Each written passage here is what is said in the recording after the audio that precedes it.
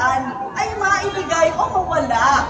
Yun po ay katwiran natin. Yun po ay nararapat lamang na para sa atin. Pinaghirapan po ito, lalong-lalo na ng mga nanay dito sa National Capital Region.